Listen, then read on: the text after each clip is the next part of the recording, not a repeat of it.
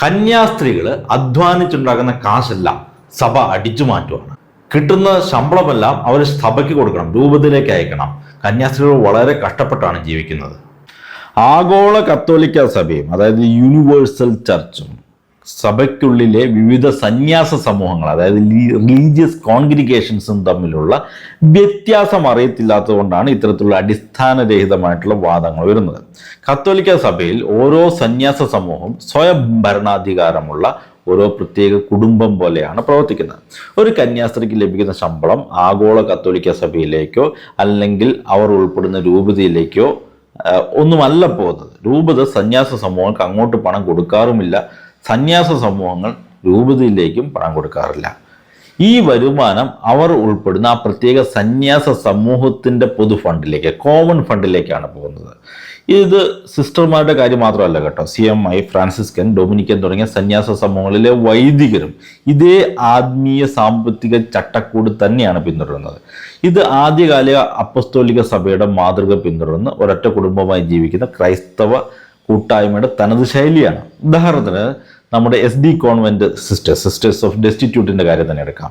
അവർക്ക് ഇന്ത്യയിൽ ഉടനീളം 200-ലധികം കോൺവെന്റുകളും 2000-ഓളം കന്യാസ്ത്രീകളുമുണ്ട്. ഈ 2000 പേരിൽ ഒരുപക്ഷെ 20 മുതൽ 30% സിസ്റ്റർമാരായിരിക്കാം അധ്യാപകന്മാരായോ നഴ്സുമാരായോ ഒക്കെ ജോലി ചെയ്ത് ശമ്പളം വാങ്ങുന്നത്.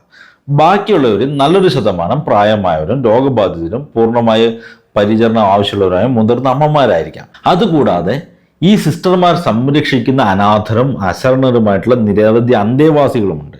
ഇവർക്കെല്ലാമുള്ള ചെലവുകൾ നടന്നു പോകുന്നത് ജോലിക്ക് പോകുന്ന ആ 20-30% വരുന്ന സിസ്റ്റർമാരുടെ വരുമാനത്തിൽ നിന്നാണ്. ഏതെങ്കിലും SD കോൺവെന്റ് സിസ്റ്റർമാർ അവിടുത്തെ അന്തേവാസികളുടെ ചെലവിലേക്ക് പണം കണ്ടെത്താനായിട്ട് നമ്മുടെ വീടുകളിൽ പിരിവിന് വന്നതായിട്ട് കണ്ടിട്ടുണ്ടോ? ഇല്ല. അവിടെ താമസിക്കുന്ന സിസ്റ്റർമാരുടെ അധ്വാനത്തിൽ നിന്നുള്ള വരുമാനം കൊണ്ടാണ് അവർ ആ വലിയ ചെലവുകളൊക്കെ നിർവഹിച്ചു പോകുന്നത്. അവരെ ശുശ്രൂഷിക്കാൻ മാത്രമായി നിരവധി യുവതികളായിട്ടുള്ള സിസ്റ്റർമാർ മാറ്റിവെക്കപ്പെടുന്നുണ്ട്. ഈ സാഹചര്യത്തിൽ ജോലി ചെയ്യുന്ന 20-30% സിസ്റ്റർമാരുടെ ശമ്പളം കൊണ്ടാണ് ആ സന്യാസ സമൂഹത്തിന്റെ മുഴുവൻ അംഗങ്ങളുടെയും ആഹാരം, വസ്ത്രം, പാർപ്പിടം, ഭീമമായിട്ടുള്ള ചികിത്സാ ചെലവുകൾ എന്നിവയെല്ലാം അന്തസ്സോടെ നിർവഹിക്കപ്പെട്ടു പോകുന്നത്. അപ്പം അതുകൊണ്ട് അധ്വാനിക്കപ്പെടുന്ന സിസ്റ്റർമാരുടെ പണം സഭ അടിച്ചു മാറ്റുകയല്ല ചെയ്യുന്നത്, മറിച്ച് സ്വന്തം സന്യാസ കുടുംബത്തിലെ ആ സമൂഹത്തിലെ പ്രായമായ അമ്മമാരുടെയും മറ്റു സഹോദരരുടെയും മറ്റ് അന്തേവാസികളെയും സംരക്ഷിക്കാൻ വേണ്ടി അവർ സ്വമേധയാ പങ്കുവെക്കുകയാണ് ചെയ്യുന്നത്. ചുരുക്കി പറഞ്ഞാൽ ഒരു സിസ്റ്ററുടെ ശമ്പളം രൂപത പിടിച്ചു വാങ്ങുന്നില്ല, അവർ രൂപതയിലേക്ക് അത് കൊടുക്കുന്നുമില്ല. തങ്ങളായിരിക്കുന്ന സന്യാസ സമൂഹത്തിലെ പ്രായമേറിയവർക്കും അഗതികളായിട്ടുള്ള അന്തേവാസികൾക്കും വേണ്ടി തങ്ങളുടെ വരുമാനം അവർ സന്തോഷത്തോടെ സ്വയം പങ്കുവെക്കുകയാണ് ചെയ്യുന്നത്. പിന്നെ സിസ്റ്റർമാർക്ക് ഞെരുക്കങ്ങളുണ്ടോ എന്ന് ചോദിച്ചാൽ തീർച്ചയായും ഞെരുക്കങ്ങളുണ്ട്. പല സന്യാസ സമൂഹങ്ങളും വലിയ സാമ്പത്തിക ബുദ്ധിമുട്ടുകളിലൂടെ കടന്നു പോകുന്നുമുണ്ട്. പലരും റേഷൻ അരിയൊക്കെ വാങ്ങിയാണ് ജീവിതം മുന്നോട്ട് കൊണ്ടുപോകുന്നത്. പല കോൺവെന്റുകളിൽ ഇതാണ് അവസ്ഥ. എന്നാൽ മറ്റ് ചില കോൺഗ്രിഗേഷനുകൾക്ക് ആവശ്യത്തിലധികം ആസ്തിയും വരുമാനവും ഉണ്ടെന്നത് മറ്റൊരു യാഥാർത്ഥ്യമാണ്. അതായത് കോൺഗ്രിഗേഷനുകൾക്കിടയിൽ ഒരു സാമ്പത്തിക അസമത്വം, ഒരു ഇൻഇക്വാലിറ്റി നിലനിൽക്കുന്നുണ്ട്.